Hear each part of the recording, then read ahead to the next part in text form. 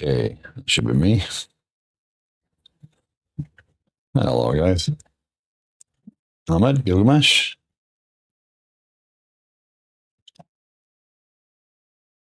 A product that shows the right ads to the right audience.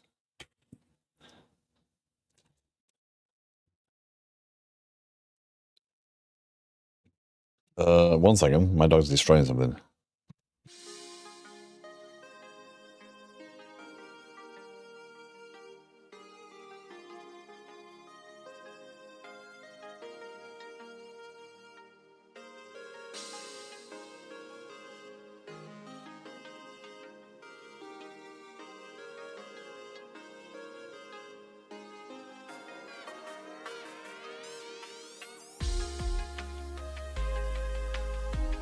Okay, sorry about that. I get Spanish, Portuguese ads. Side of the globe. Huh. I don't see ads enough on because I have had Twitch Turbo for years, and I pay for YouTube premium. So I just don't like seeing the ads. But oof.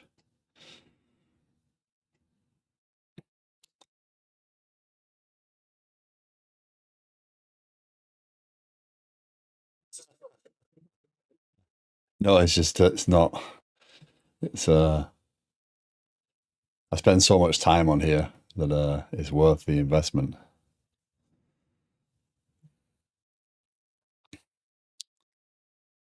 Also, if you use Twitch Turbo and stream, you also get 60 days worth of VODs rather than 30 days worth of VODs. So do give you some bonuses there as well. Okay. So I'm not going to make today about trying to figure out all sorts of why this is breaking again. What I want to do today is kind of go through a little bit of this and a little bit of planning for next year. See what ideas I can oh wait, that worked. So I've been working on this now for just over a year. Been working on the Pulumi pieces, the deployment pieces to Kubernetes for the last month. And I was hoping, really hoping, to have this up and running enough for people to play with this week. And every time I've fixed one thing, I've broken another thing, which just means that I'm not understanding what I'm changing and when I'm changing it and everything. So it's just going through that, learning that is going to be, it's going to take its time. But that's why I did it in the first place. Let's bring them up. Bring the actual app up and running. So we can at least work in it on the dev instance.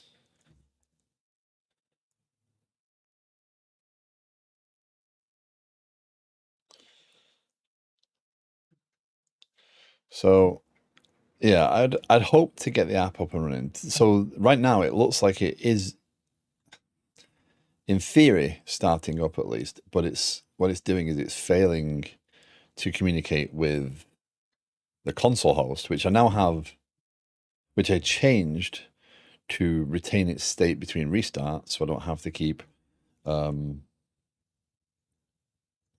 recreating the topics every single time I start the system up.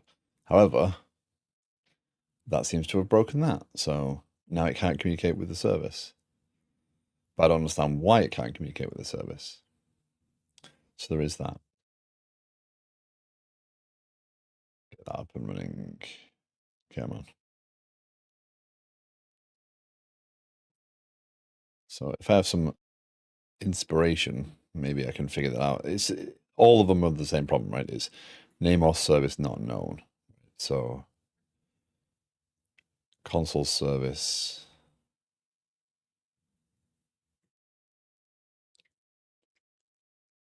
Console service. Now I did change it to a stateful set, but that shouldn't matter. Oh. But it's not in that list, is it?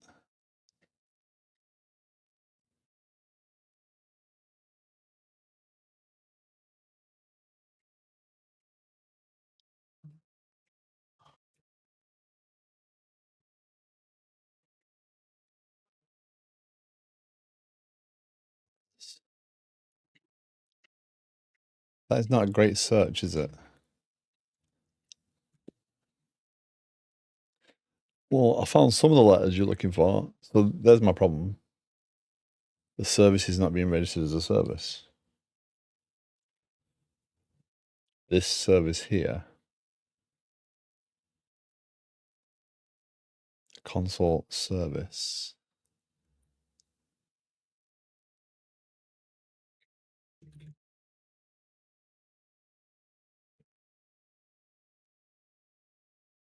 is definitely not in that list.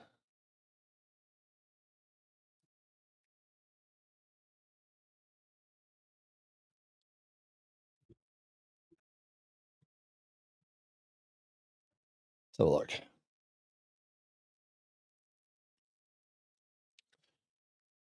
You up and running yet? Nope, you're still building.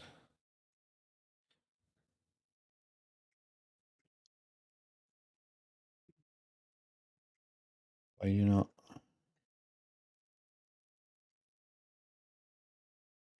Go on, tell me this is all broken. Nope, that's fine.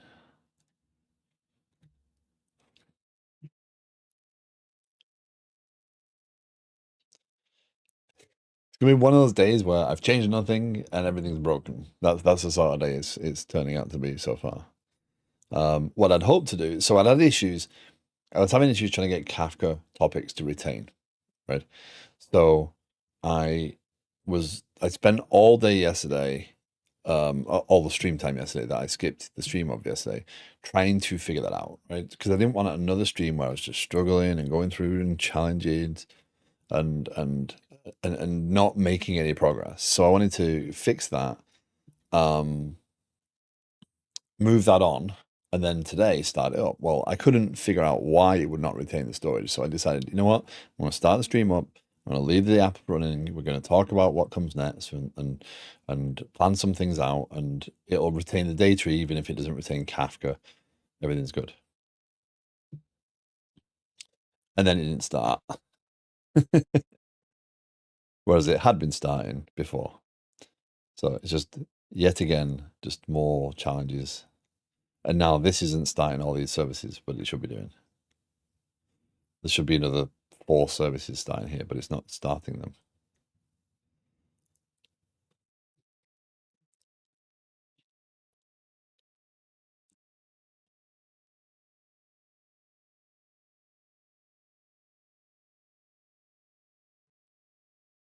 It's going to be one of those days.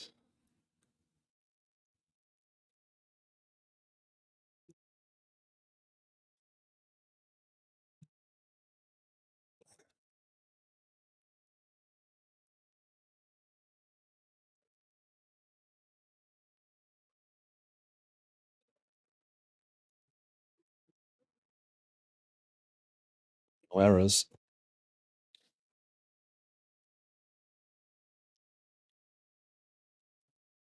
Lots of warnings. The warnings don't count right now. A lot of the warnings are the same warning, and they can get dealt with on a pass later on as a cleanup.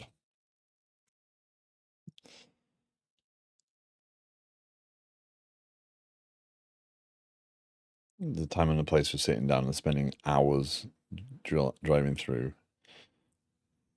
warning messages. And that time and place is not it. No. So I'm fighting 2 fronts here. I'm trying to fight the... Oh,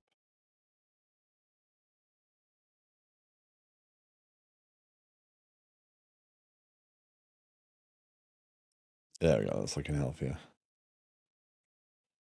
Yes, 13 services. Okay. We have some progress.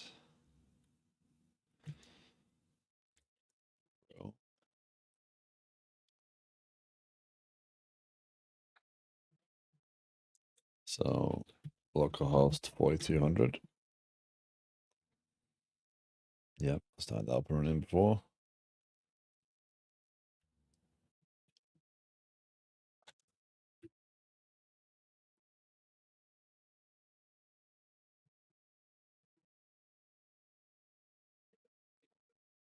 There you go.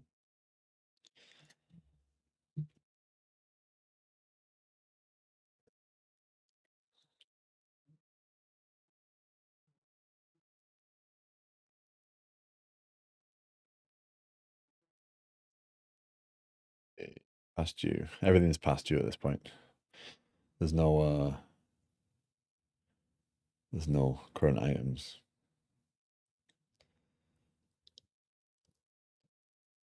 That's up and running at least.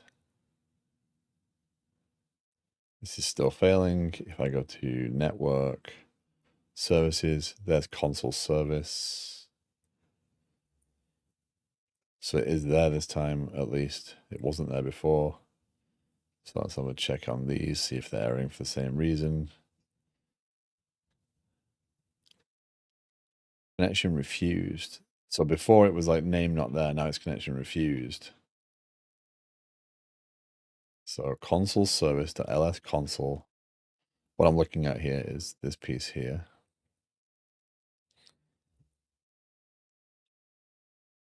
I don't know how well that'll show on stream. I can't zoom that in. I can't zoom it in. But that should be doing, so console service is the name of the service we want to communicate with in the ls console namespace .svc.cluster.local. That should be able to communicate with that. It's an open, there's open ports, 8500 is the port. I can port forward to it and check it out, and that works fine, but that's not really a valid check because I'm able to, let's go here. Let's go to, all these are failing for the same reason. They're all trying to communicate with that endpoint. Let's go into broker. We might be able to communicate with it from here. Ping. Oh, you do have ping. Nice. Ping. I suppose Kafka would have ping, wouldn't it? So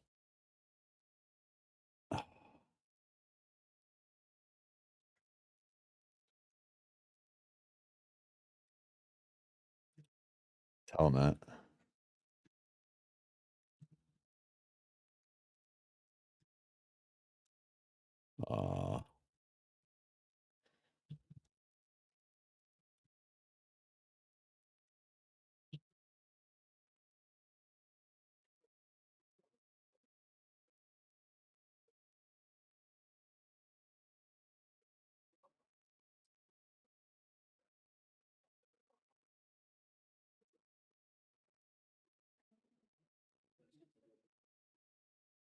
You really do.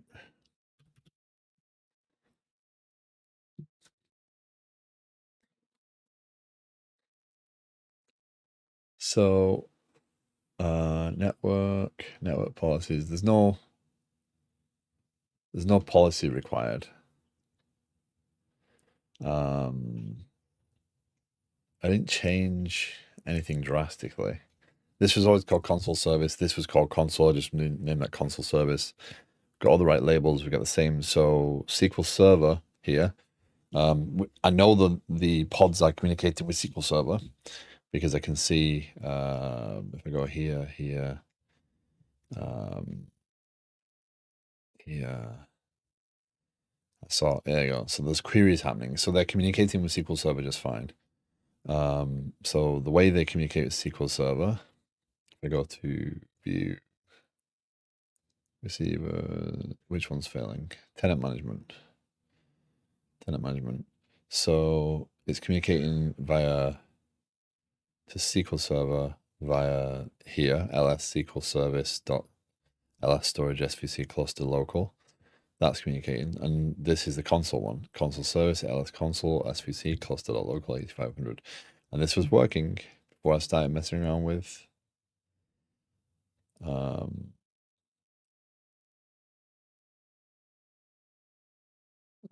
not worry about changing that right this second. It's not doing us any harm. This was working until I started trying to get the storage working. But there's no reason for that. Maybe I'd change that as well. I wonder if there's no listening client on it.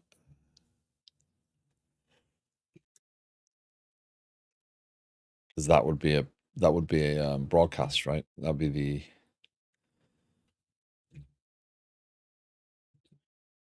node UI node equals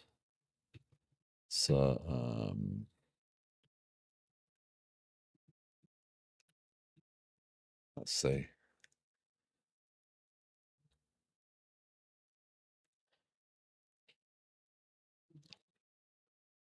Lower me down F. I'm bringing the entire thing down and then bringing it up every time because it's cleaner. I have noticed that sometimes configurations like that, especially when I'm changing commands in arguments like that, it knows they've changed, but it doesn't apply the change. I saw that yesterday.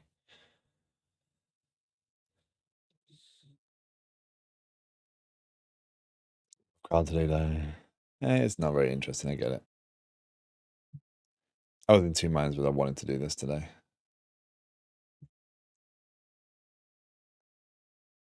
How you doing, Dota?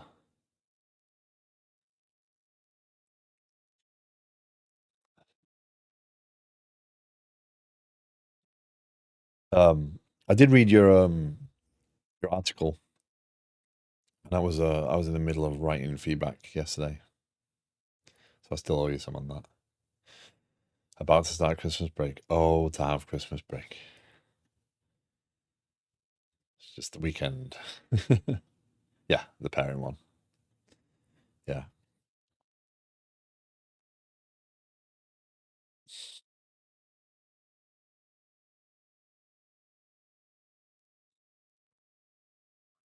Yep.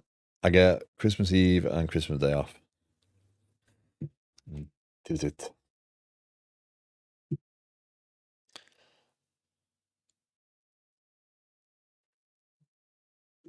Come on.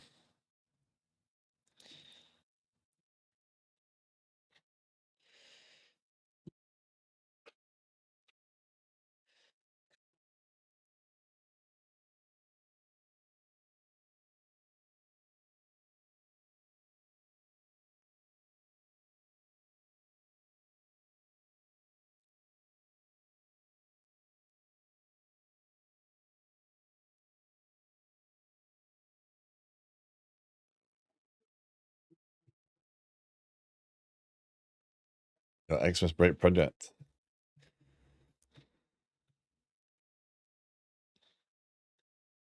Let's see if this, because what I'm thinking is by changing this, what I've done is I've stopped this being being a listener. Because I didn't add these in until I changed over the configuration. So now I wonder if that is kind of a broadcast, and that tells it can also be used as a client. So giving permissions for people to communicate, well, from anywhere.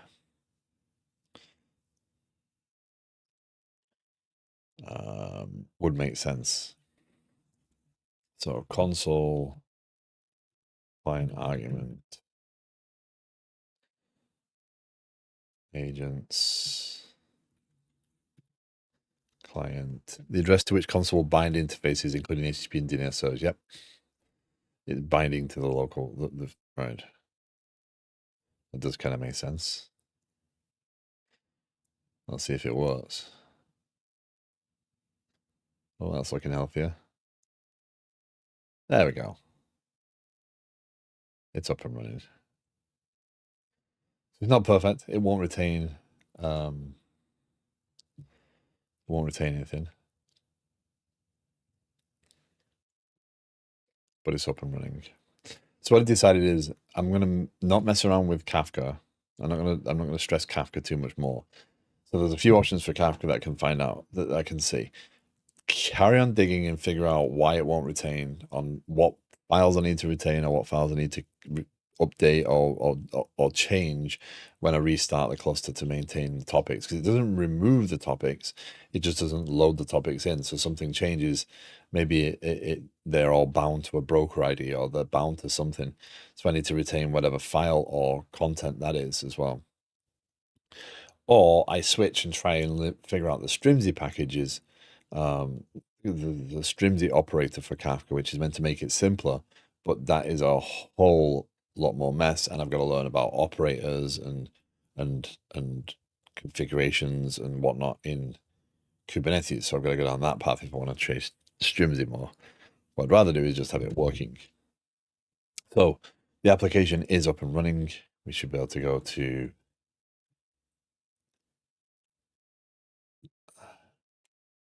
Does Liquid Sky have the concept of projects? If I have a blog and a cab. So there is a concept of projects, yes. I'm still questioning. I've gone through projects a few times. Like I was going to use the prefix of the project to give you like tracking numbers and stuff, but I'm not too sure that projects aren't necessarily tags, which is why in here you can assign one or more, right? Because you could have a project that a planning item that does span multiple projects. And I think that the tasks probably do end up in the same. Well, tasks probably end up in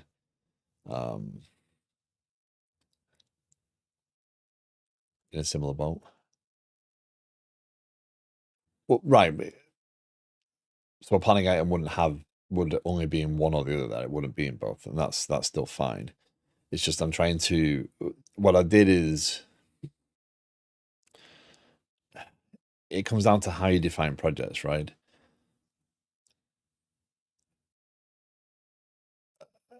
And that's why I'm not entirely certain about this. So initially they were linked one to one, but then I realized that depending on how okay, let me rethink this one. Teams sometimes associate with a project. Teams sometimes associate with many projects, right? So you can't link a project to a team necessarily. So a project is a standalone concept. A team can be assigned work on a project, is more accurate to say. And you can have many teams working on the project. The planning item can define something that crosses many boundaries. So if you align your projects to more boundaries, then it's not right to say the planning item belongs to a single project, right? Planning items will belong to initiatives in the larger scheme, right? So a planning item can be standalone, or it can be part of an initiative if it's more than just one set of items. So having that granularity does work there. It's funny, I say I don't understand labels in Kubernetes, but essentially that's how I'm using the label. I'm using the projects as kind of a grouping and like behavioral association. Tasks technically would have a project. So realistically, I don't see a task having cross-project behavior. So in your case, if you had the cab delivery service, right, then the project would pretty much always be cab delivery here, right? There's no need. So if you were planning out, and you could test this if you wanted to.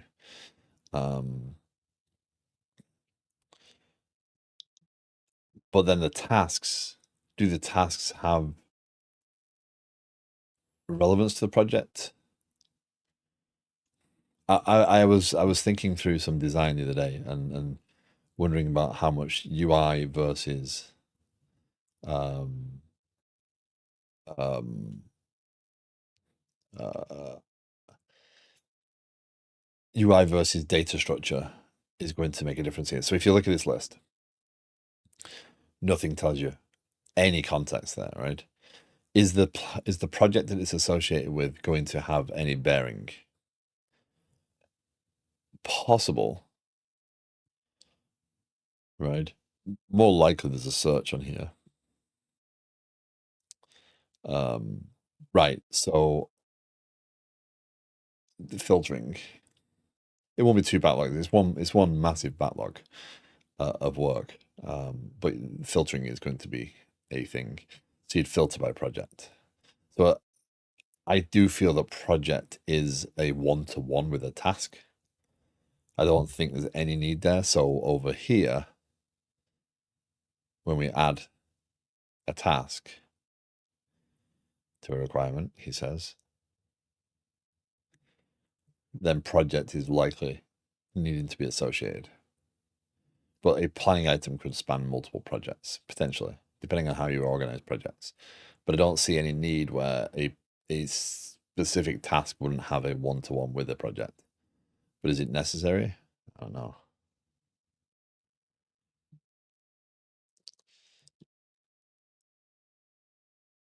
Because yeah, in your case, yeah, you'd want to say, I want to work on the blogs, I want to work on the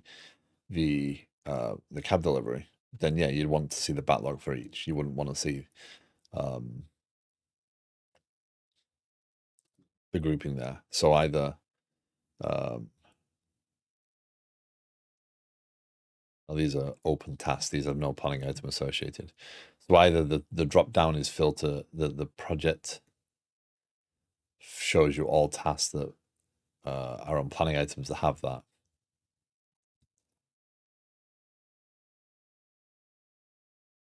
Yeah.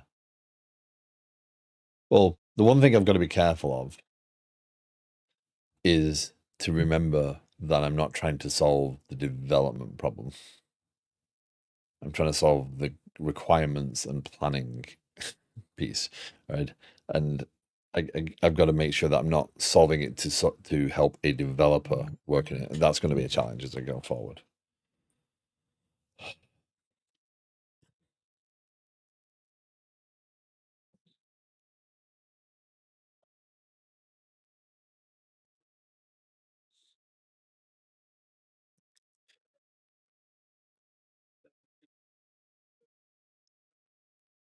Nice. Yeah. So yeah, initially what I was planning on doing was having a planning item associated with the project, and then the project would have the prefix. So then you'd have, like in Jira, you get the number with the prefix. But then I realized that the planning items don't really need that. The stories probably do, but then the planning item can be cross project, right? So if we break UI out as a separate component here, because our product has like I've broken it down by my product here, right? By my product components, because that works for me. And that'll be interesting to see how others do use it and do create projects, because then it will give me some insights into that. One planning item, two projects, two separate tasks, potentially. Yes. Yeah. Trying to guide that idea of separation, of vertical slicing, and allowing the developers to do that cleanly from their side. So whether a planning item, whether a task gets associated with a project or not, does it need to be? I don't know.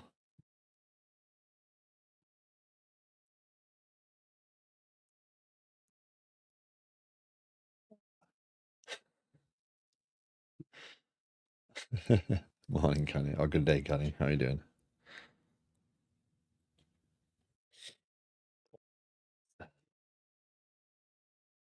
I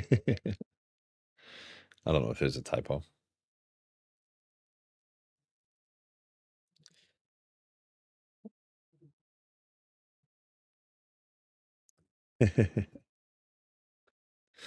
um,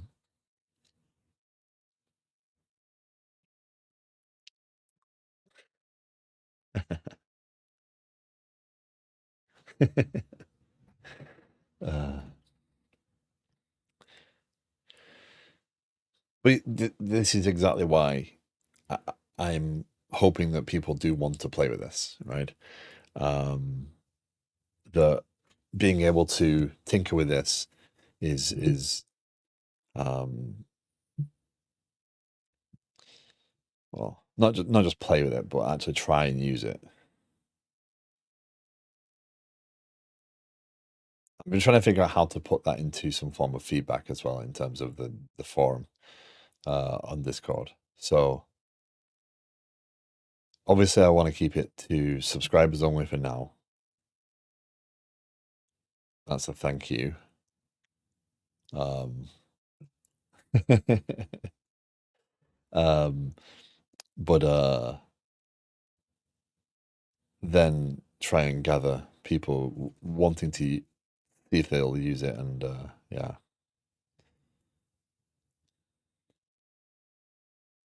Sorry, my brain just wandered off into. I had another thought on priority. Um, Doing okay today.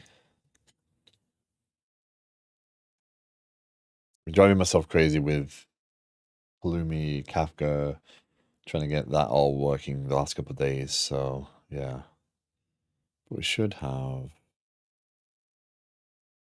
a site up and running at least. He says, let's log out of this one. Liquid Sky Software. Yeah, sign in. Jeffrey at test.com.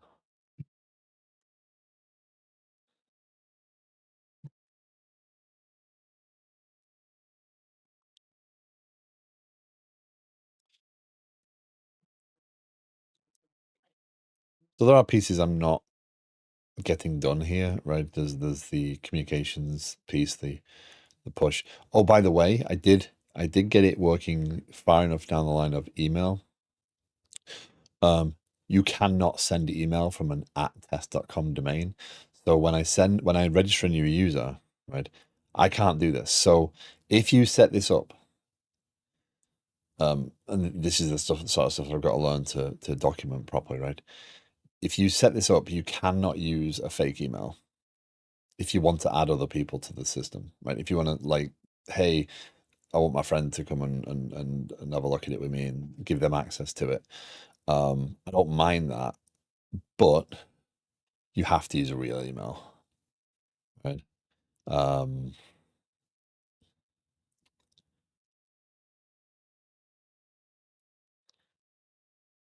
which is because I've got um, mail mail trap set up and it is configured. However, it won't send from MailKit won't send from a test email address. So when I tried to add these users, it gets as far as trying to send the welcome email with the code to link. But I need to use a real email. So I need to wipe out this tenant and start again with my real email to be able to do that. So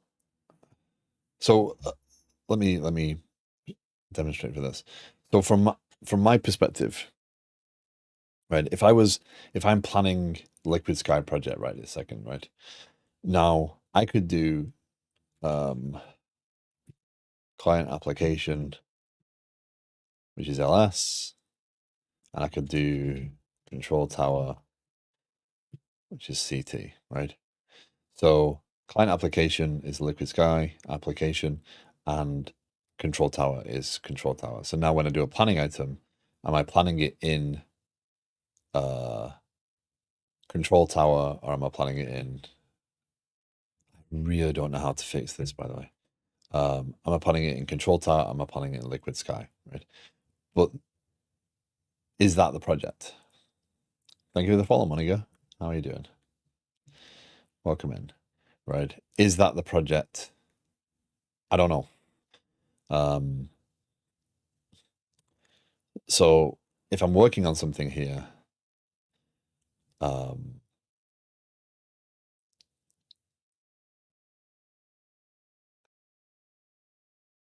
good. Hi yourself. by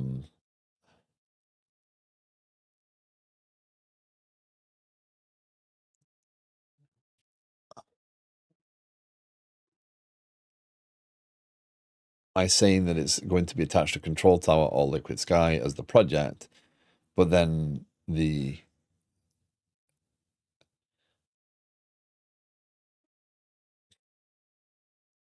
this is going to be determined by how the groups, how you think about the software and how the groups are broken up, because Liquid Sky is a large piece. There's many different components of Liquid Sky, and you could potentially have more than one team working on the software in different perspectives. So is project at that level? So to your point, Dota, would it be cab or blog or AI as project? Then we go to tasks, a filter for the projects. A library that spans multiple projects is different, I think. I do believe there is, not necessarily though. The task could, if it's, again, if the planning item is spanning multiple projects, doesn't mean that the tasks are going to span that. Because if there's an integration, then there's going to be a publisher and a subscriber, or there's going to be an API and whatever. They're going to be on the individual projects themselves. It is feasible that there is something that Control Tower and why isn't it? Is that just taking its time through Kafka? Gotta figure that out. I don't know why that's. Why aren't projects getting through there? I don't know. What about like media library? If you built your own, you'd make one change for multiple projects.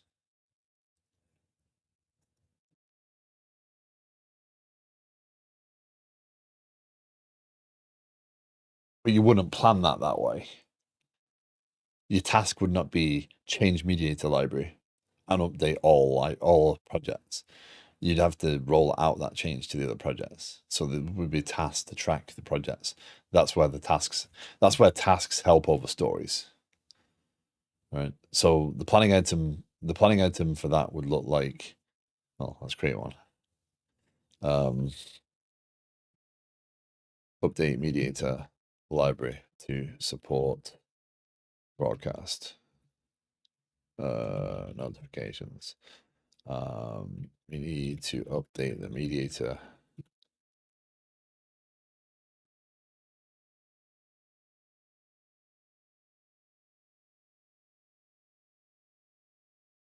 All the projects that use it. Right. So we do this by 12, 21, 22. And we'll assign that to Jeffrey. Imagine those are your two projects, right? Give that a second to load. I think priority number one will be to fix this storage issue.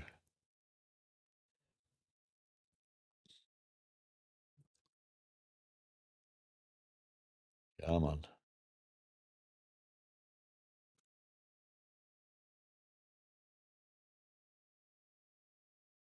Why is that? Is my Kafka instance not working the way I want it to right this second? Let's do AKHQ. kubectl get service. So if you are new to the stream and you have questions about what I'm doing, you're more than welcome to ask. I am working on a large application. This is an application I've been building for over a year. There's a lot of moving parts. Right now, I'm kind of just doing a bit of a review, thinking about what comes next, going into the new year, pieces that we might work on. So the goal is to very much be allowing people to test this. So starting with subscribers to the stream, and then in the new year, get it more stabilized and get it deployed so people can start playing with this a little bit more readily. NLS Kafka kubectl port forward.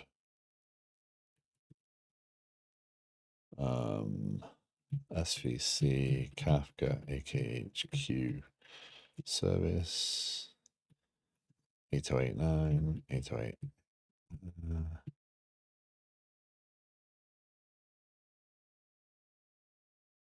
Okay, and then localhost 8089.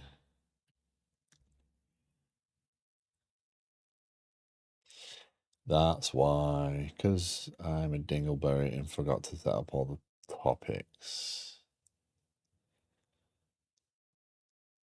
Because I was so focused on getting into this. So it's worked part of it, but it hasn't changed. It hasn't built the changes out that it needs to do. That's awesome. Let's see. I probably had the script ready as well.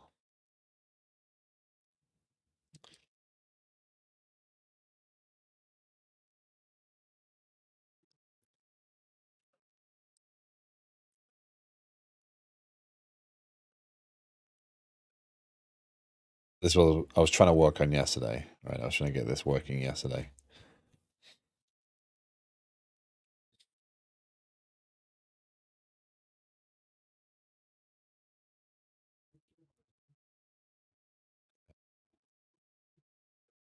It looks a bit healthier now.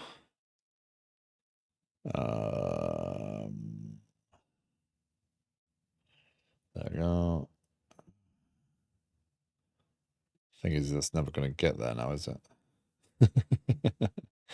So the problem is that things haven't subscribed, but if I bring the system down to subscribe to that, then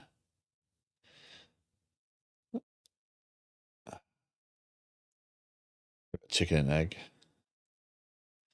Let's see if this will do what it needs to do. Less changes. It should resubscribe.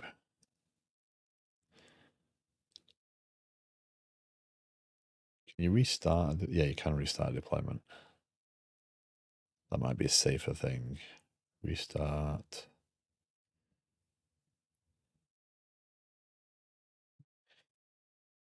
Let's see.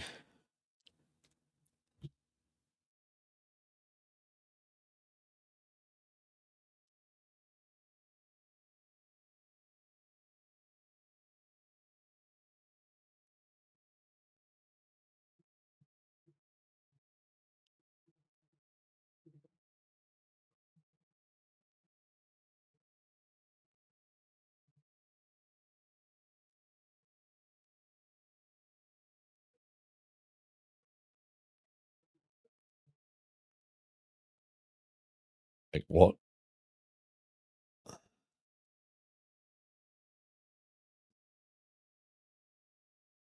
So this is why I was trying to focus on getting the Kafka pieces working yesterday, because I wanted to. Why is SQL Server 1 minute?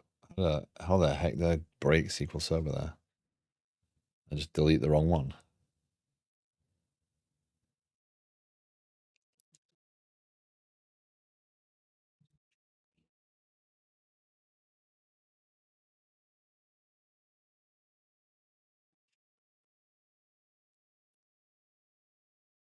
Oh, changes consumers picked it up.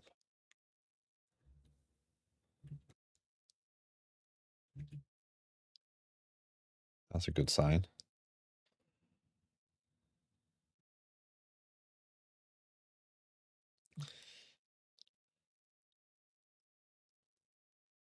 So the problem is that the topic doesn't exist. When I first start Kafka up, the topic doesn't exist. So when the services start up, they try to the topic has to exist for the subscription to happen. Otherwise, it just ignores it and errors out. So what I'm doing here is hopefully deleting these pods to kickstart that process of that failed 23 minutes ago. That's fine. Kickstart the process of subscribing to the topics and getting the messages from Kafka. If that happens, So there's changes, there's planning items, there's projects. Yeah. Should start to see some data appear, is the goal.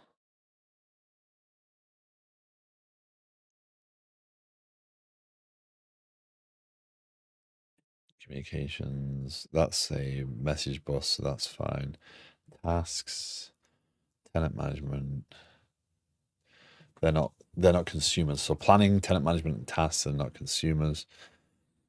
Gateway is not a consumer. So view, pipelines, changes, these are the consumers. View GraphQL isn't necessarily a consumer, it's the actual client. Let's have a look.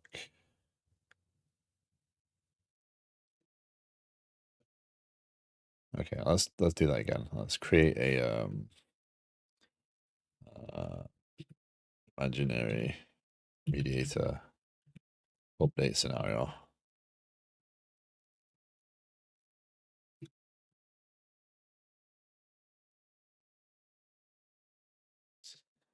Um, 12, 22, 2024. Assigned to Jeffrey. Assigned to those projects. Let's see what happens there. Actually, live tail is probably about as good as it should go. Did you just not get that then? Oh, 2 seconds ago. Being impatient and waiting for live tail.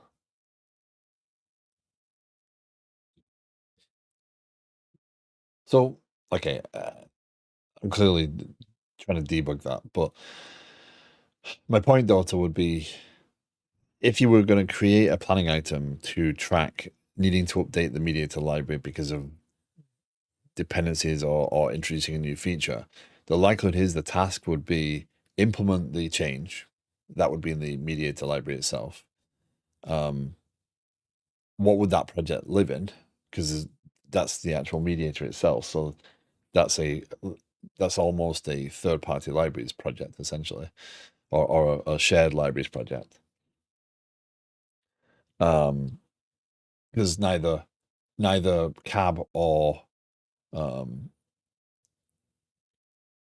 um, cab or blog would be the owner of that mediator library because it's a shared project. But there would be a task to update the library in the cab, and there'd be a task to update the library in the blog. Is the way I would go at that. From a planning perspective, it would make sense. So produce a change, but detail is not picking it up. But the pipeline is fully intact with no lag.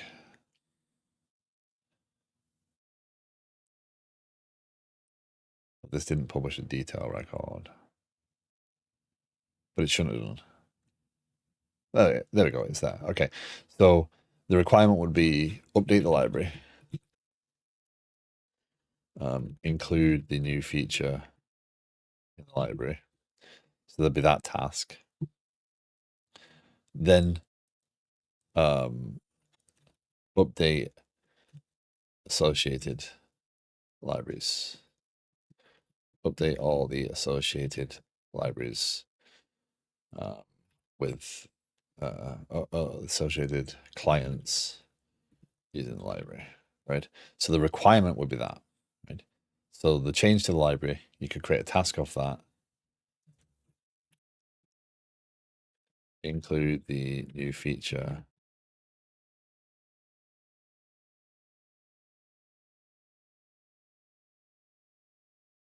in here.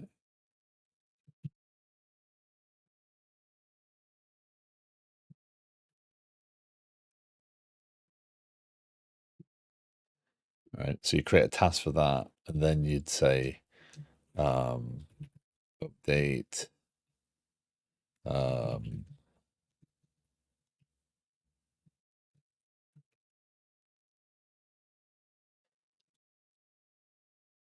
Now, again, I'm not entirely sure that I wouldn't assign a project to these things, to the tasks.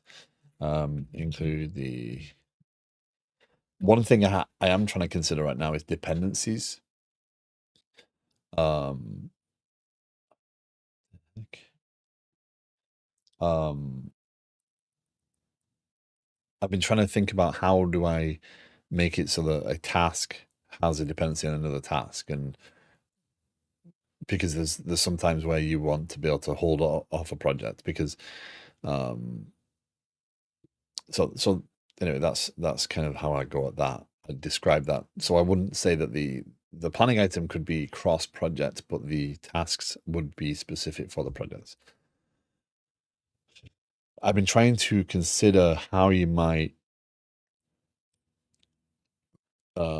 set dependencies, because there's, from the planning item perspective, you have here's here's our goals, right? But basically our requirements of this planning item, everything we need for talking about this, discussing this, building this out, right? Um, the tasks we've already said will be put to a group, right? So there'll be development, QA, DevOps, etc. There'd at least be a group on the task, right? We've kind of gone through that. Um, if there's a dependency for DevOps to do a thing on a task that developers have to do or the QA have to do, right? That would need to be there, right? We need to visualize that somehow to say, okay, well, we can't do this task because this task has dependencies upon other things.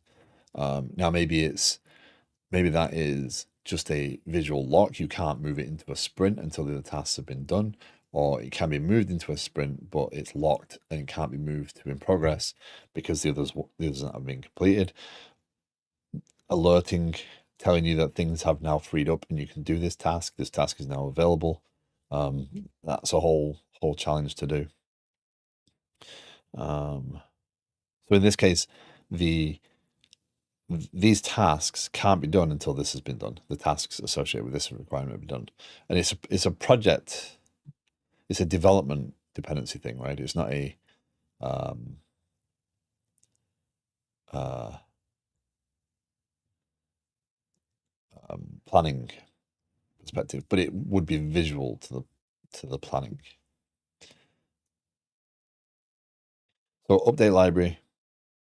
This would be the change. That would be the requirement that drives it, and then this one, update all the associated clients using the library.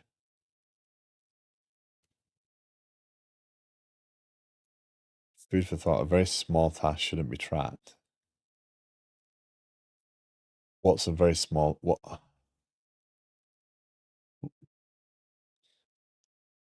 what would be a very small task?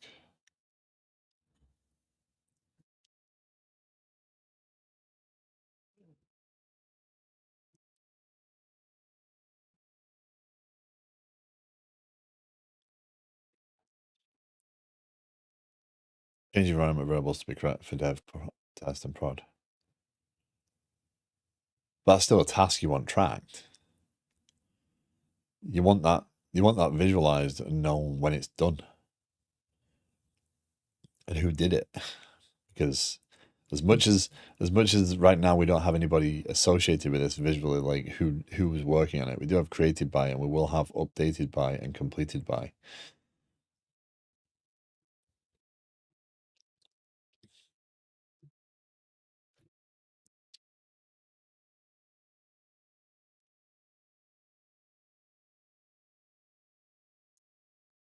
You still want to know when they're done as individual things. There's no, that's why I've gone this path, right? Because again, if we try and fit things in stories, they feel rather big, and doing those sorts of things feels wasteful, right? We have the concept of infrastructure team, and they have their own board, and it's just a Kanban board for tickets, right? Um, right. It might take 5 minutes, but it still needs tracking. You still need to know when it's done.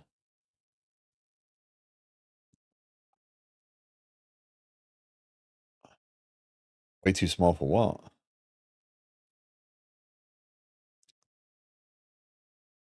So tasks, what I'm trying to do is keep this as lightweight as possible, right? I don't want this to become this big, heavy reporting monolith on this side, right?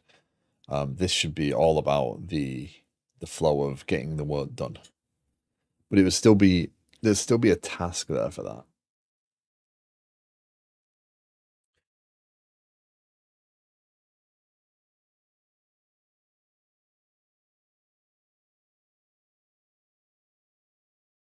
I don't agree that that would be way too small, because that's something you want to know where it is and when it was done and in what relation. I think that one would likely be too small to even put in the story, Dev. It might be a task, but it doesn't have to be a planning item. It can still be a task.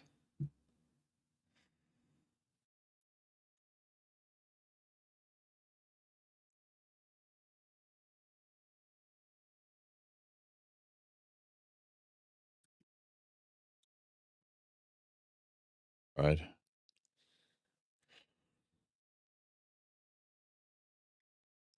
So these tasks can still be created.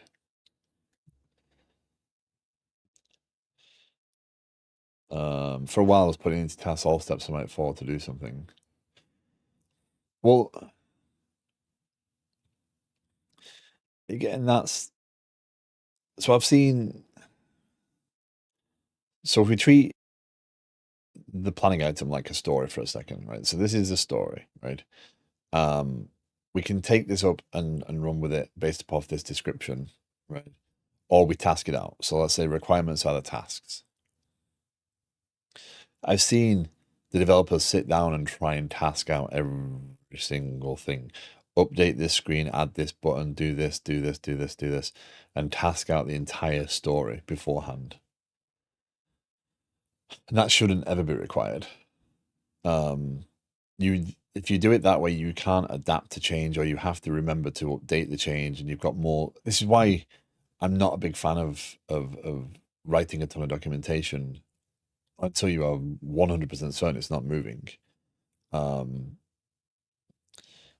because when you're planning stuff out, things shouldn't be, you shouldn't be planning down to the line. But the idea is that developers should understand what the code is doing. They should be able to change the code with relative ease. And they should be able to talk in generalities, but task out specifically enough that they can break the work up into manageable pieces. Lately, I divided things by folders, which I thought was okay. I'm not sure what the division should look like. And it's kind of what we said the other day, right? It's your working practice to make you productive matters way more than if other people think it should be done this way or should be done that way. Especially if you're working on your own stuff. If you're working, if you join Liquid Sky and you're working with me, then we have to find a balance. There's not. It's not good for me to say, well, it's my project, therefore you will follow what I do. Now, I do have more of a say, but it doesn't mean that there can't be a middle ground. So, but it's finding the working practice that keeps the team moving along smoothly. And again, that's why I'm trying to do this, because I think that what can happen is the planning team, the product team, can go off and do all the conversations they want and come up with all the things they want and the requirements they believe, but it's guiding them to try and gather the requirements ahead of time. At that point, the developers have enough information to review, to go off and look at how you might do that, and then they can break down the tasks in the way that they think about the software, in the way they're comfortable breaking things up.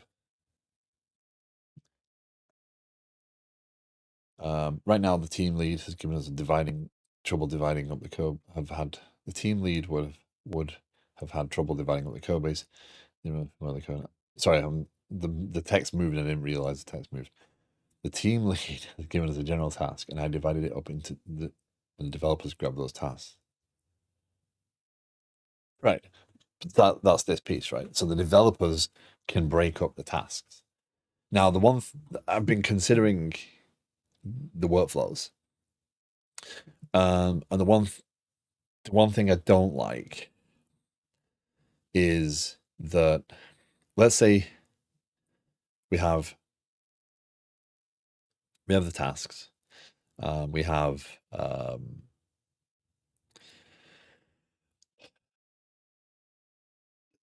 task on here to update the library, right? Include new feature. We go off, we start to work on that one. So we create a sprint, build better mediator. And we start that today at 08:10 a.m. And we finish that next week, 0900 a.m. Right.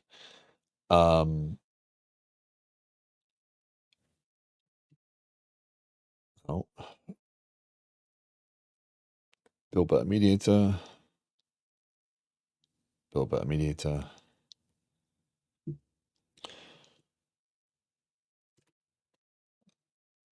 Eventual consistency.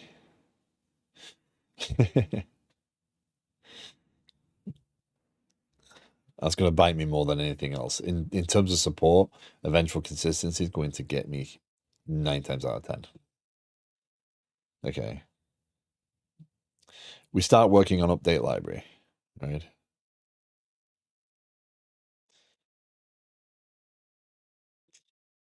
And we realize there's more to it than that. And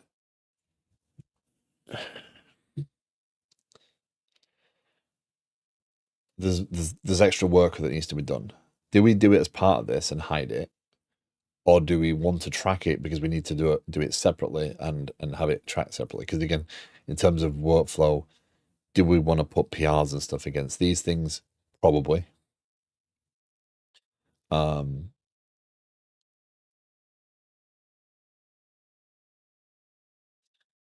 well, I'm sorry. Yeah, you weren't in earlier on. The chat's been relatively quiet. How you doing?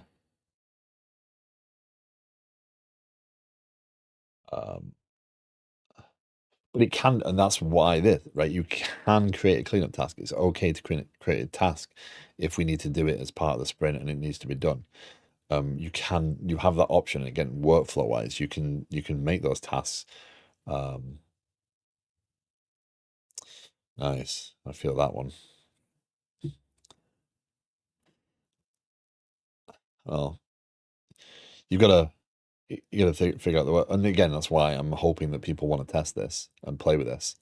Don't forget, if you do want to play with this now, so it should be working relatively well. If you wanted to, you do need to use a real email though, if you want to add anybody else. If you want to just play with it yourself and don't want to mess around with adding extra users, you're more than welcome to use whatever email you want. It doesn't validate the email to log in. But if you sign up, drop the email you used in the Discord channel for subscribers, and I will set up the permissions so you're able to do something with the application more than just log in and look at blank screens. Because it will not work unless I set you up. Well, let me know. Because I don't leave the machine on 24/7 either. So, yeah. And I'm still going to continue to work on that Kafka thing to try and get past that annoying bug. If I get the Kafka thing working, that's perfect, because then I can bring the system down, I can create all the topics, I can bring it up and down, and not have any issues with subscriptions anymore. And that will help solve all the mess I just went through before. But anyway, the thing I've been struggling with is if I create a task, right? Now, let's say this planning item, let's say we pointed out tasks and we got things done and we agreed, here's where this lies. The planning team is looking at this and saying, oh, well, all the tasks are 90% complete. This shows a 1 now because it's moved to that column that I'm now not tracking the same. So that's why no numbers were showing and now numbers show. I know why this exists. This is a last minute design decision, and I don't even think I want these. But anyway, if I had a task, it changes the scope of this requirement. If I had a task generically, it gets missed. Right? So there's a responsibility for the developer. So if I say, okay, well, I need to add a task that's related to this task, right? If I just do add task, cleanup thing, it's lost. There's no tracking against this essentially, in terms of the project, in terms of the application, in terms of the planning item specifically. There's no tracking. So I am still thinking about workflows there. One of the ideas is, okay, I know I need to create a task and it is associated to this one. And for the developers, it's good to maintain history. So there's an encouragement there. So maybe clicking on this and being able to say add associated task, that shifts the scope of the sprint, right? If we add pointed work or time estimated work, or however we do estimates, again, I'm going to support more than just one way of doing it. What does that look like? Does the team get to just shift the points?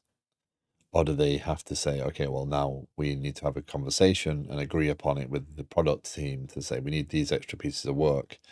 Are you okay with us creating them? Or, you know, do we lock a planning item so you can't create extra work? But that would just create friction in terms of the developers are just going to go and add tasks and work on them. And then that one story will take ages because they won't want to move it across until all the other tasks are done, right? So what I don't want to do is that, because I want to create transparency and visibility, right? If things aren't going right, we shouldn't be hiding it. We should be transparent about it, right? We should be showing where the effort lies so that we understand, oh, here's the mistakes we made. Here's, right? If we're worried about deadlines, if we're worried about, well, hold on, we've said we'll do this work, but there's more work we didn't realize.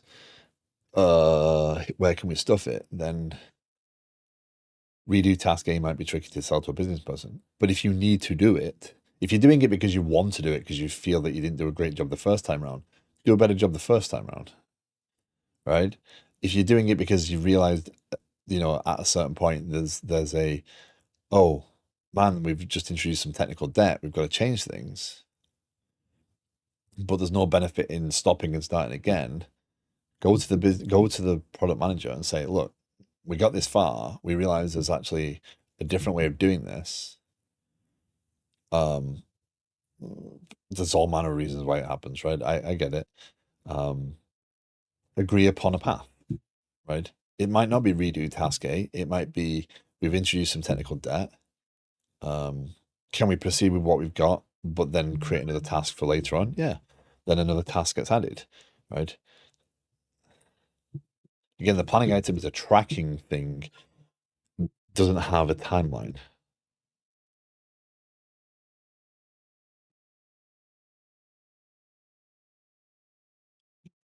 So it's meant to indicate, oh, well, we had issues here, we had issues here. Sorry,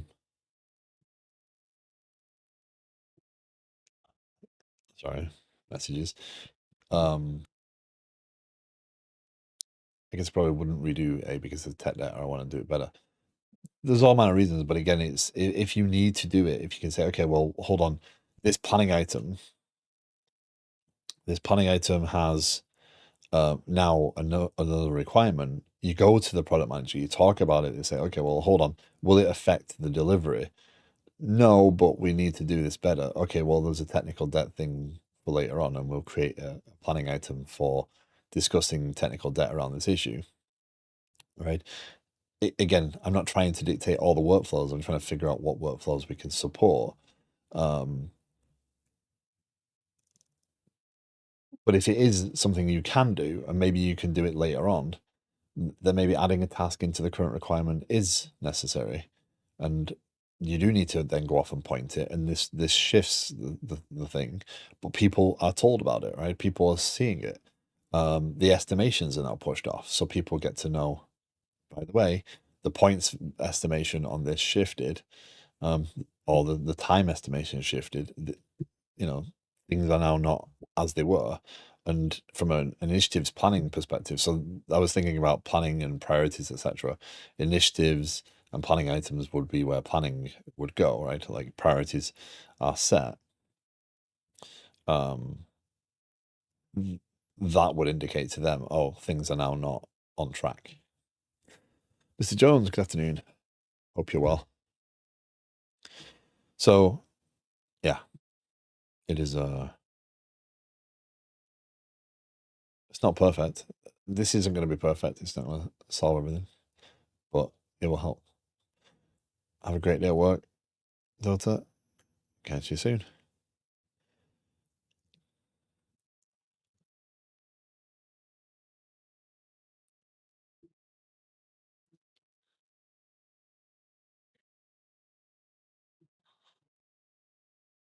Okay.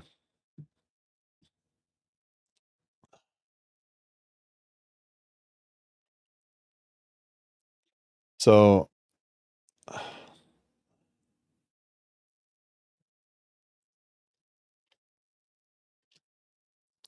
that was useful from a thought provoking perspective, like to go through some of those workflows. Like that's why it's important that I don't just the other one got there as well. um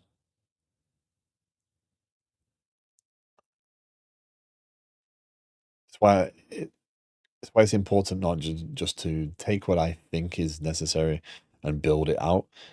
Let people play with it, see how they feel. And again, I'm going to fall foul of the developer perspective too often here, because the people watching, the people testing, the people working this are primarily developers.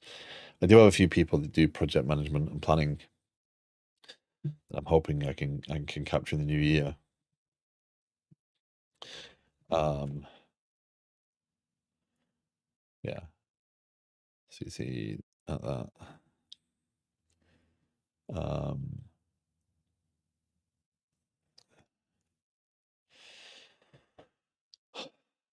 I'm realizing that so much of this is going to actually come down to client update stuff. It's going to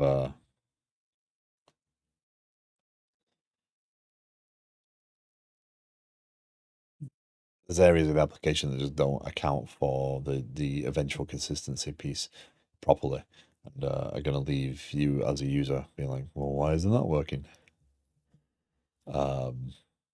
And it's not the system's not working; it's just the system's thinking essentially.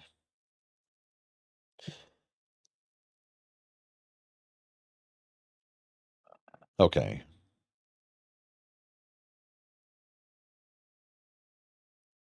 but I think this might be in a good place to actually use for planning with very little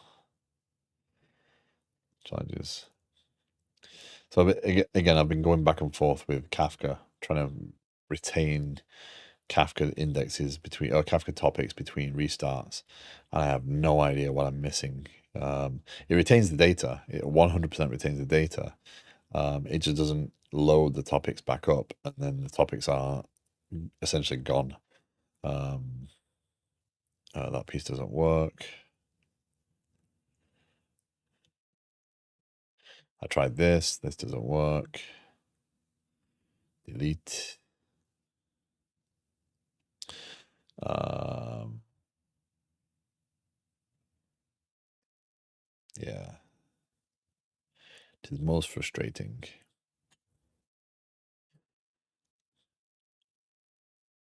We did the init to wipe out the meta properties so that the cluster restarts properly, but now it doesn't pull up the topics. It's just mostly frustrating. If you are new to the stream and you're wondering what the heck I'm doing, you're more than welcome to ask any questions.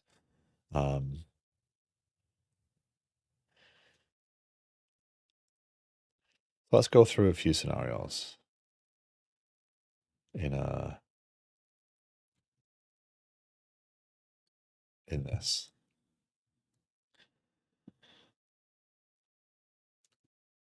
So this would be, I probably want to remove autocomplete off title and description. Again, title and description are going to go away. They're going to become kind of more purpose, reason sort of thing. They're not going to be, there's no need for a title and description, I think. Yeah, title still might exist because obviously displaying something here helps, like, but it's kind of like tagline.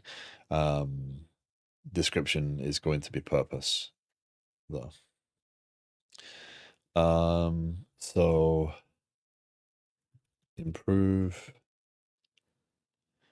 What do I want to do? How would I do this from a planning perspective? This would be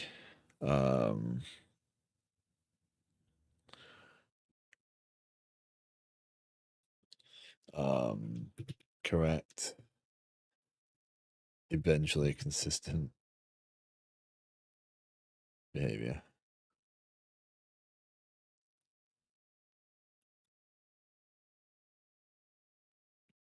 on UI.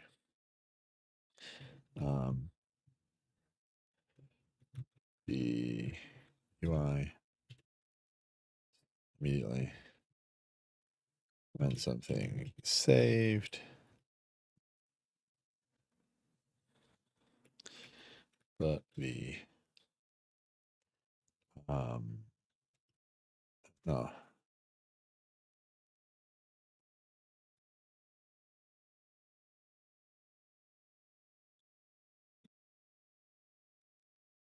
All reflected properly in the UI.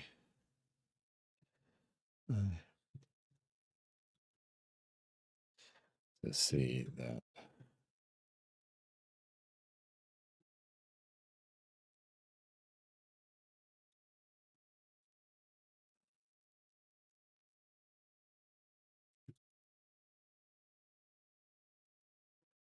so because we have IDs of everything, there's nothing we can't technically change.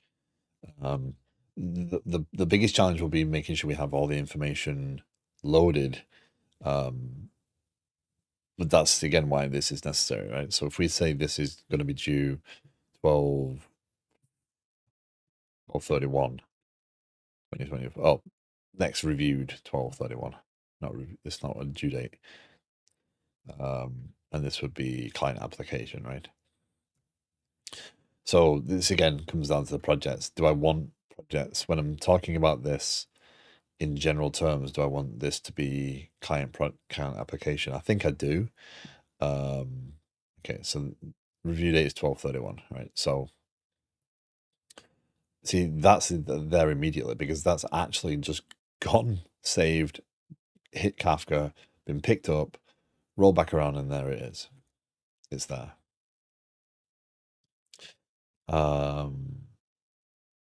So again, preparing mode here, preparing status here is when the product manager is going through gathering requirements, pulling things together, right? This is preparing. It's not ready for planning until the requirements are set. They're happy that the requirements outline what we expect, and then the developers can come in and actually identify the tasks necessary for them, right? So we're gonna add when adding a planning item, it should be able to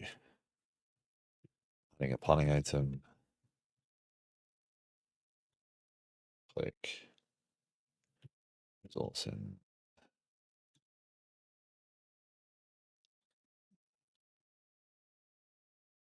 how do I say this as a title?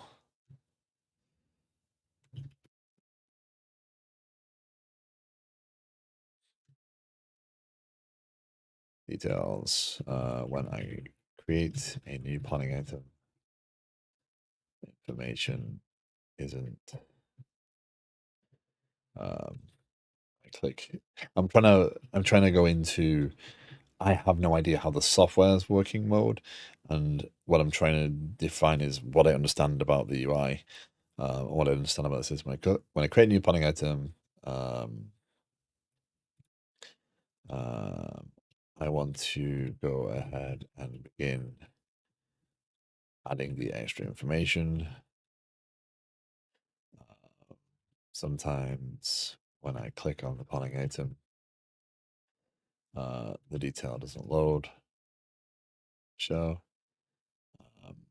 So we would, as developers, we would likely say to the product manager would show that, and we would have likely sat down and said, well, that's the eventual consistency. It will be there eventually, right? Once the system catches up, it'll be there. But they don't care about that. They care about, well, why do I need to worry about that? It's in the database. Let me just get it from the database, right? And what you don't want is someone coming along and say, well, yeah, we can go and pull the information from here and here and here, and we can get that. No, we want to embrace the fact that the system is built this way.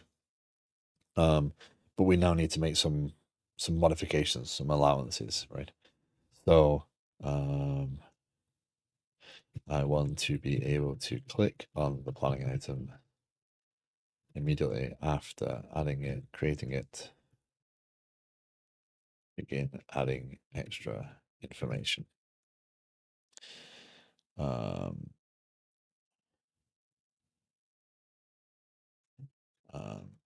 I should see all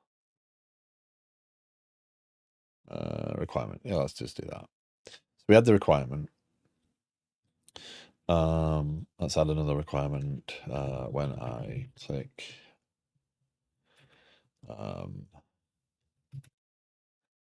when I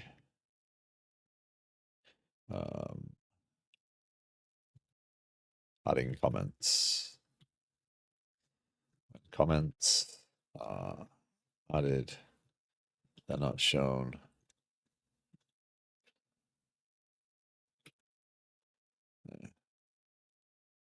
Right now, comments can't be edited, comments can't be deleted, comments are added, and that's it. So expect to see a comment.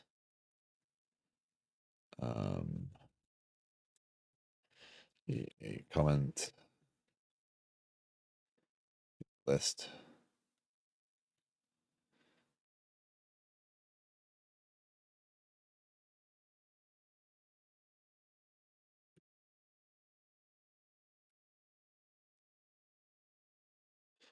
I think. All right.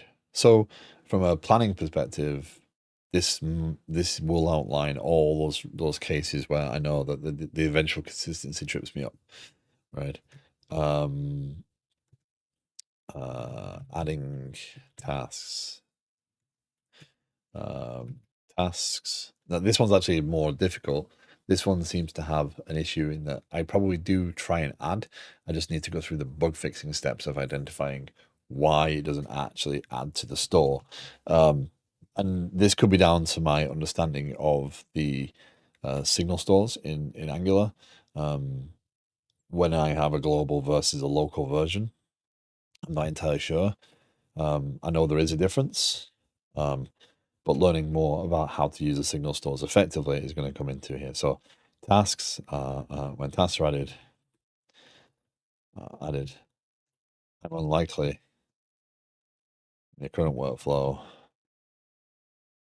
jump immediately to tasks.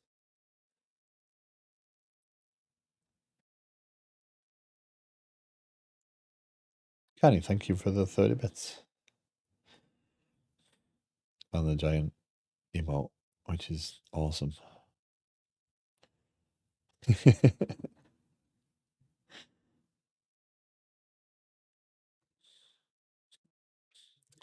I'm unlikely in the current workflow to jump immediately to the tasks screen. However, when I do, I expect to see any tasks which is added. Right. And that's just again a consistency thing. If I add that task, I want people to be able to see it. Now, this doesn't. The likelihood is you've all been in a system where say, oh, it should be there now, and they're like, no, I don't see it. I don't see it. Oh, no, I see it. Right. that's likely a result of an eventually consistent system, right?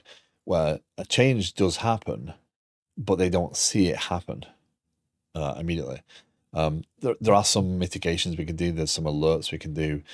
We could put in a notification to say, push notifications say this item is actually currently being changed, or there's pending changes. We could go through that effort. There's just some areas where you expect it to be there, and as a user, it should be there, right? So as I add a new item here, I want to be able to click on it and see the detail here straight away. There's no reason why I can't, because I have the ID of this entry, right? So I have all the text that I've just added to it. I have all the review date, the assigned user, the projects, etc. I have all this information in the store, or I should have it in the store, right? And that's what Signal Stores and NGRX is built to do, is to basically give you that allowance of eventual consistency, but maintain data integrity. Because again, the ID will be associated here, right?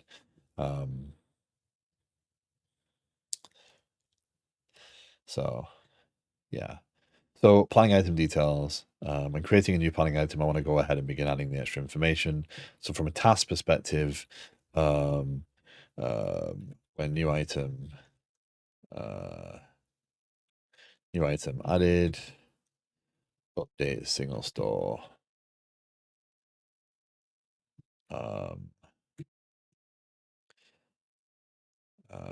When the new planning item is added, the Signal Store,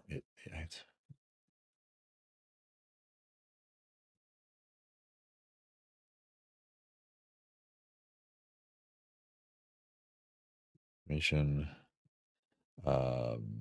So if I actually go and look at this, what I'll probably find is I do it. I do. So if I go to app, no, modules, planning, views, detail, no.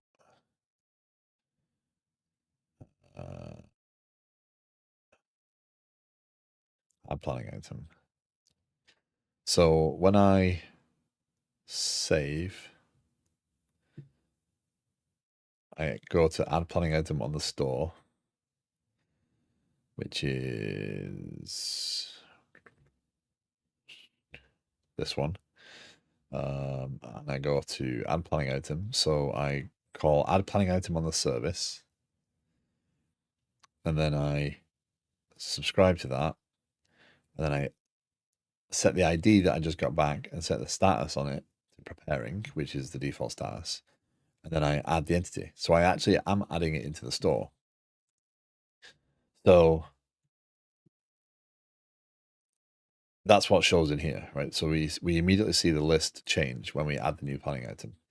The problem is when we click it, it doesn't show. And that is because when we click on planning item table here, right? So the planning item table here will on detail open limit. So this will open the detail. And this will have an open method likely, the show, loads the project store, and then calls load detail for. Load detail for on the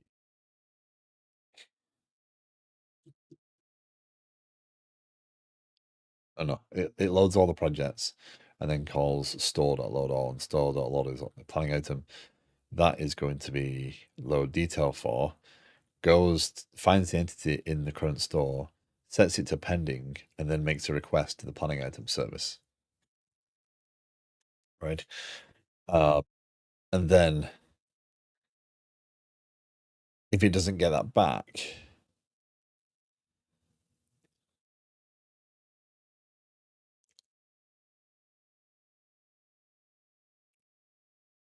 oh no, if we don't have the item already in the store, we go and add it to the store. I don't know why we wouldn't have the item in the store.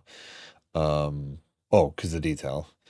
Otherwise, we test to see if the version we have is newer than the version coming from the server. So if we've updated it, this behavior is almost the same, right? If we've updated it, then we should finish it and say, here's the item you've got currently. Otherwise, we pull the data in. So I think I've made an attempt to do this already, because should patch state, yeah. If it's null, yeah. So it's just not working very well, right? So again, the developers, when we say, like ready for planning now, right? The developers should go off and identify, okay, based upon these requirements, what are they asking for? Ask more questions, dig deeper into why they think it's not working, maybe get some screenshots, maybe get some examples of why it's not working. And it's the developer's responsibility to go into the code and identify or have an idea as to why it's not doing it. So in this case, what's not happening is it won't load. So this code needs review, right? Like if I create a new item, and again, I can turn off the other pieces, right? So I don't have to have I don't have to have the receiver running. So I can just turn on the API to save it, and then validate that, because I should still be able to see the planning item.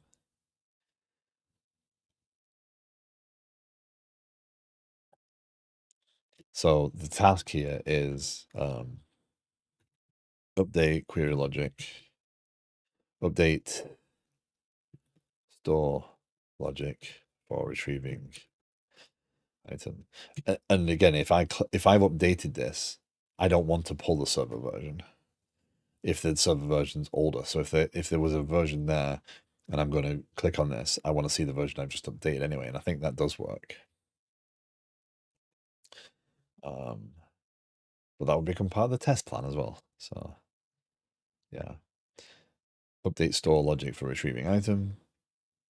When I click,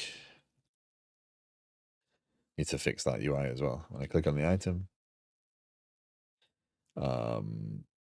it loads from the store and then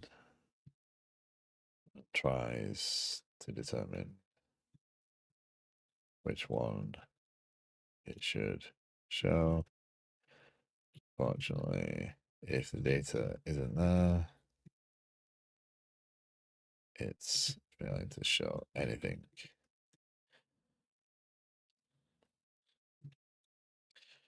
View logic for loading item.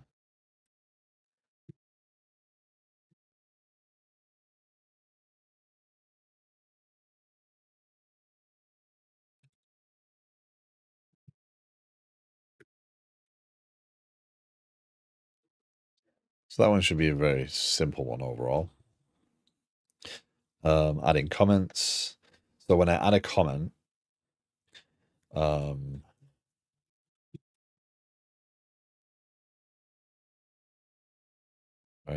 when I hit save, it disappears, and that's not a good UI by any stretch of the imagination, because you don't know if you've added a comment. You've got no validation.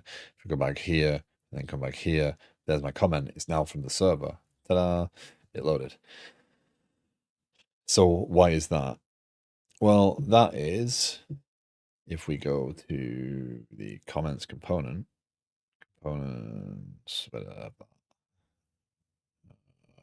comments. When we set schedule, that's the loading of the comments. On the planning item changing. This is so that the when you click on the tabs, it reacts and loads the comments for the planning item you're currently looking at, not the ones it last saw. When we hit save, we add the comment to the store.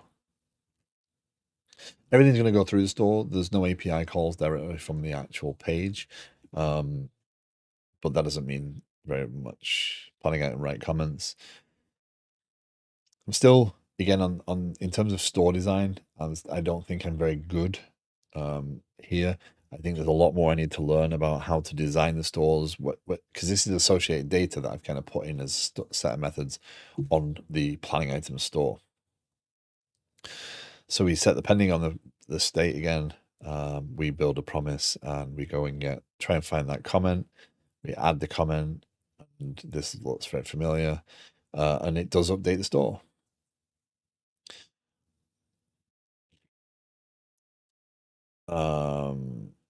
So what is different about this store configuration?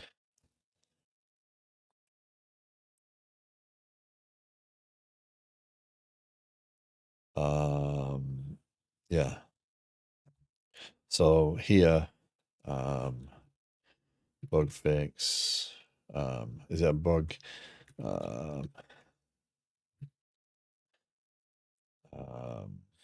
Yeah, this is going to be actually. Now I'm using it, I'm realizing that the tasks just sitting out there have a risk of just having no context.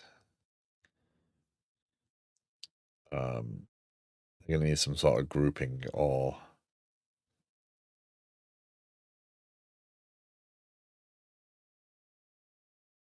visual marking. Because you can't always be thinking about this being a unique thing, right?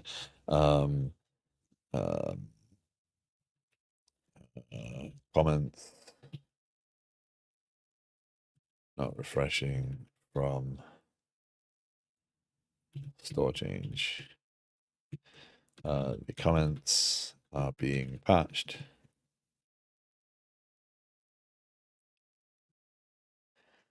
UI does not reflect this immediately.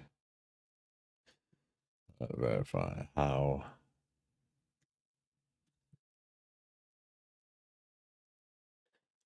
And what I'm trying to do right now is go through using the software itself to track the things that I need to do. And this is the dog fooding part. This is where this starts, right?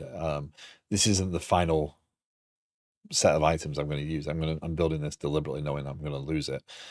But going through this will tell me, is it usable? Are the challenges of the data? And yeah, that's how we'll continue to use the application. Verify how we are updating the store and the screen. Correct, so that the comment shows immediately on save. Also, from a UI UX perspective, I am still continuing to try and find someone to do that sort of stuff for me. It's not my talent, so I'm not going to pretend I am able to do that. But feedback here, like there's no comment, there's no task was added indication, there's no visual indicator to say it was associated with this. Maybe there's a grouping here or some sort of organization in here that shows the tasks associated with the requirement. I don't know. But yeah, that's that. And this is similar, right? So when a task is added, right, when I add a task in here, if I go straight to this screen, I should see, right? And you see comments are not refreshing from store change, update store logic for retrieving item. These are there now because they've gone through the process of going through Kafka, etc. But this isn't automatically loaded. Now this could be again the fact that I have a disconnect between one screen and the other.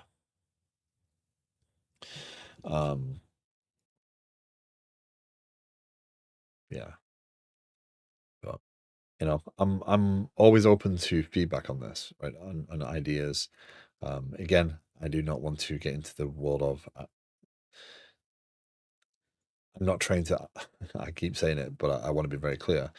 I'm not trying to idea farm. I'm not trying to get someone else's smart ideas as to how you might do this.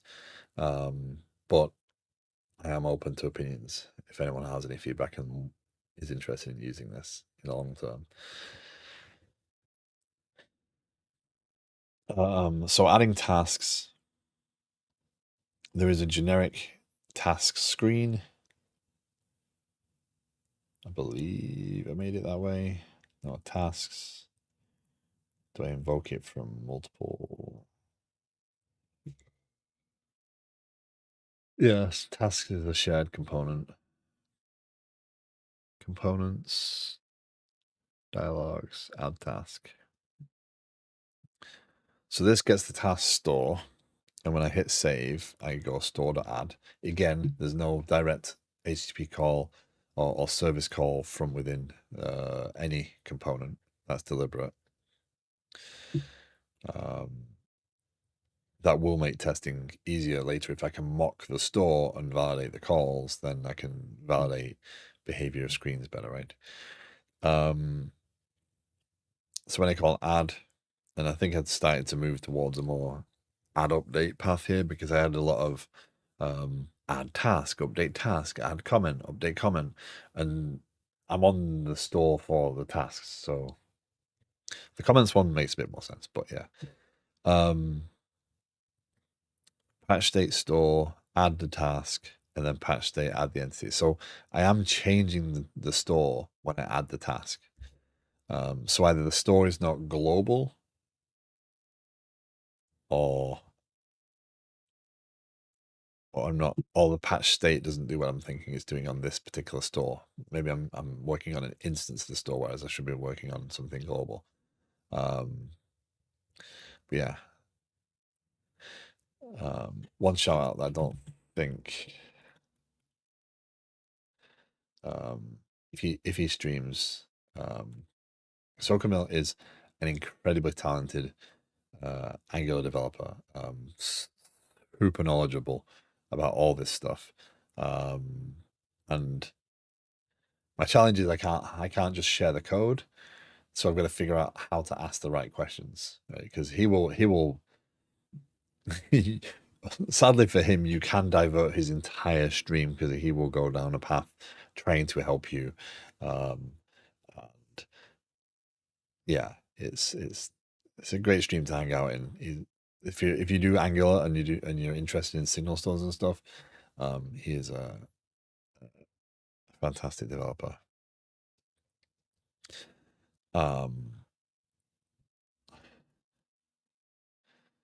Yes. Anyway, so this does this. So why isn't this patching the state? So this is another trace why stores aren't working the right way. So tasks store not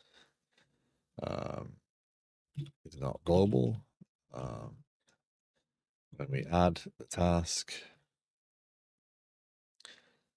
to the requirement onto the screen, it does update the store. However, the store doesn't.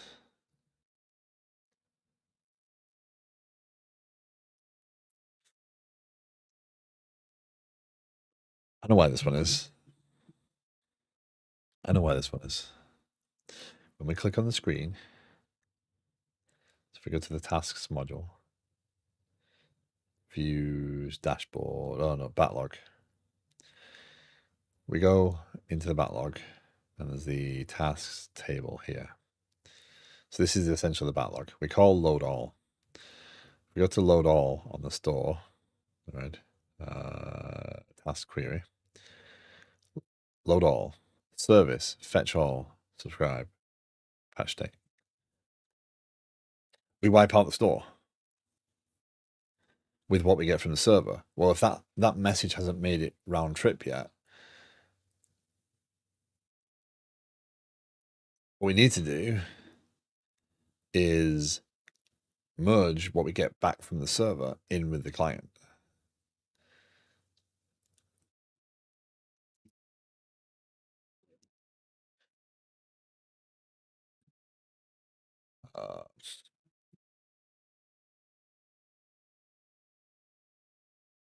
All the time. And we click on the backlog. It's always loading the content from the server. If the messages, if the tasks haven't made the round trip yet, then the data is not available. We don't want to throw out the I can validate that pretty quickly by removing the load all, adding a task, and then seeing that that task is there. Yeah. Is that so? Identify if there is a merge concept based on ID, because the signal stores are set up that you have to have an ID. The ID property on the model will give you the uniqueness. If they conflict, you will get all sorts of warnings and errors. So that is definitely unique. So if I can say, merge on ID, the problem there is if I update the task and that message hasn't made a round trip, and then I go and recall that task and merge and use just the ID, maybe I lose data or don't, or I don't get fresh data because I've got this ID. So maybe there's a combo, hey, merge based upon date and ID. Last updated is a common concept, and it's one that I'm going to have to make sure is present throughout the application. Identify there's a merge concept based on ID. If not, load from store, merge data from API call.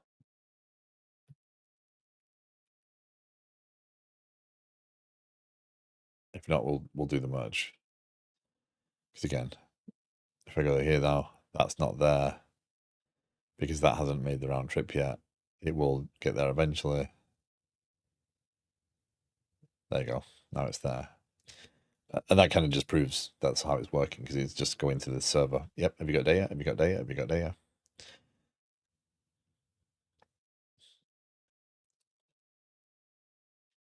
So there we go. So our requirement here, again, UI, UX, not my talent, but it is starting to work. So what I need to do now,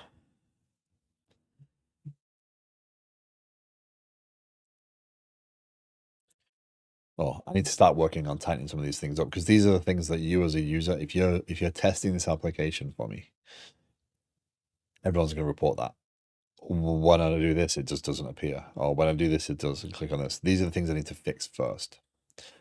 If I can fix these and get this release done, then it will be much easier to use. Right? It's much more logical, and there's more focus on what it's doing, not what it's not doing. That's where we need to be. And the more bugs you have in an application, that's what's going to happen. If you let people play with it, the more bugs you know about before you let them out, before you let it out there, those bugs are just going to keep coming back to you. And you've got to be careful you don't just rush to try and fix every single little thing, because you're going to end up chasing your own tail and jamming more code in on top of more code to try and make sure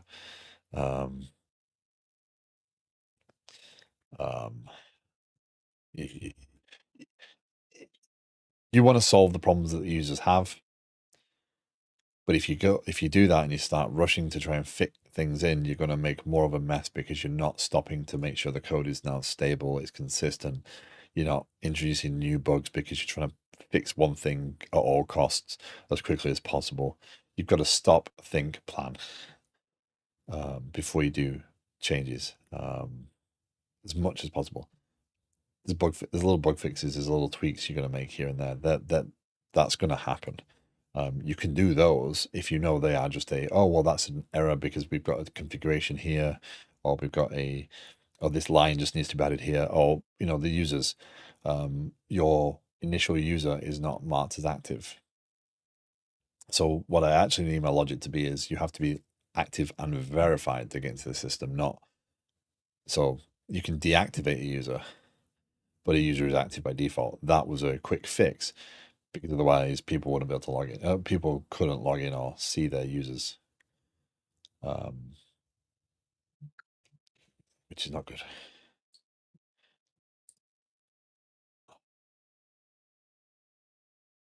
So anyway, that is that. But that does give me a question as to, usefulness of this in terms. So the backlog is useful. The breaking things down as tasks is great, but if the task just has a title, the planning item matters very much that it's associated with. So I think this might actually become a grouping rather than a column. Maybe.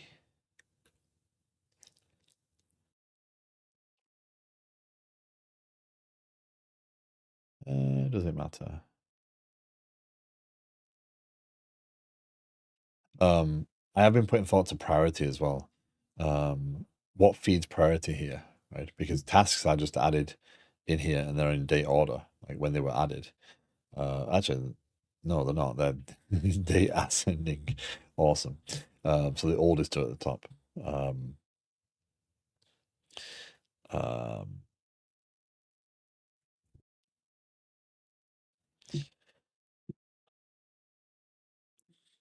yeah, what do I do here in terms of priority, in terms of organization? Those are things I'm still trying to put some thoughts to.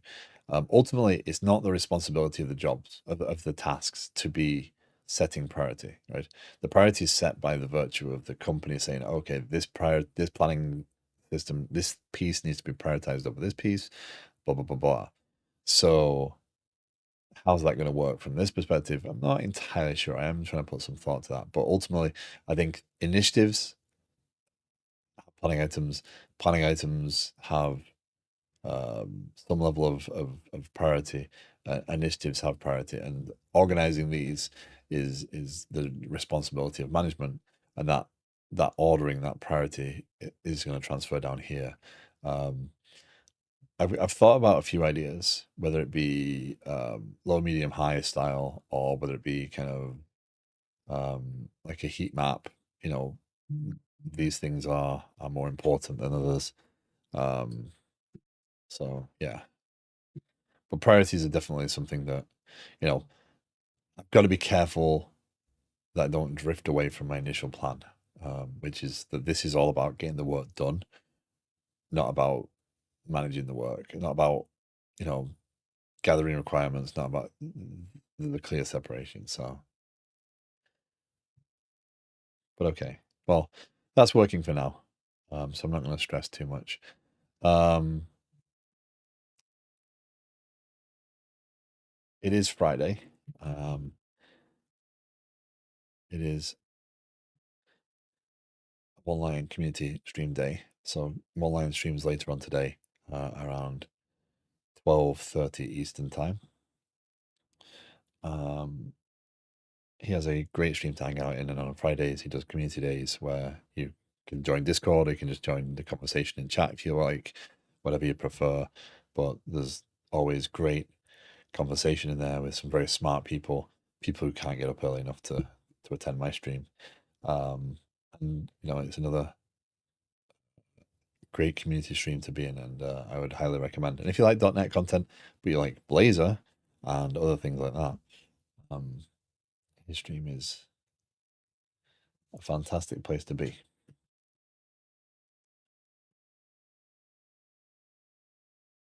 Um, okay.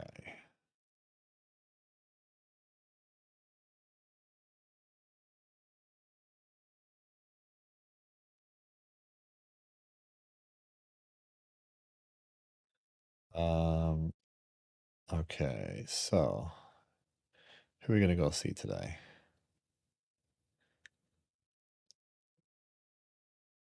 I should put some headphones in before I raid someone.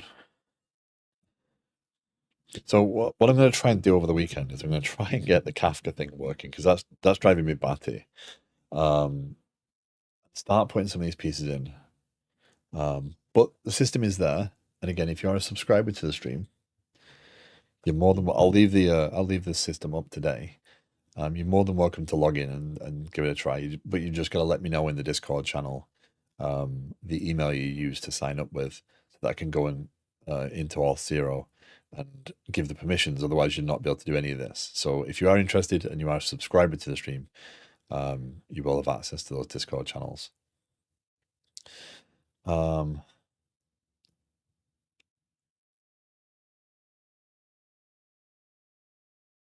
Try not to raid the same people over and over and over again. It's getting harder because I don't watch a lot of people, so I don't want to just drop you in a stream that I don't spend a lot of time in.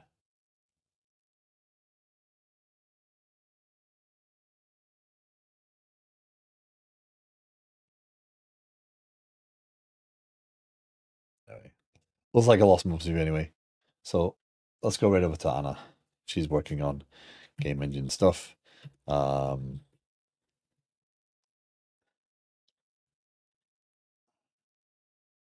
it is, just Covino. I don't know what.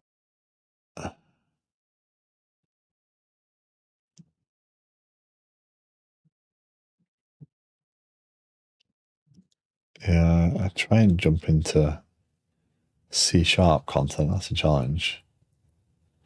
Just Covino. I do believe I have. Just saw that name.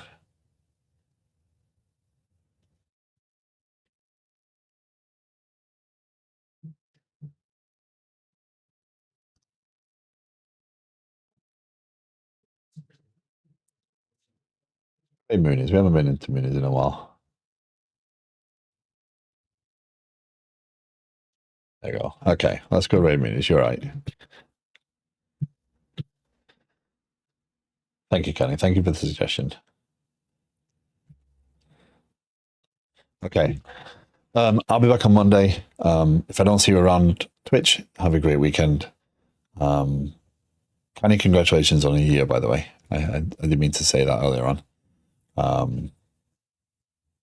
Thank you for being a great streamer and a great place to hang out. And it is. I appreciate you. Okay. Let's go. Let's go, Ray Moonies. I'll see you again soon. Take care. Have a great weekend, all. Bye.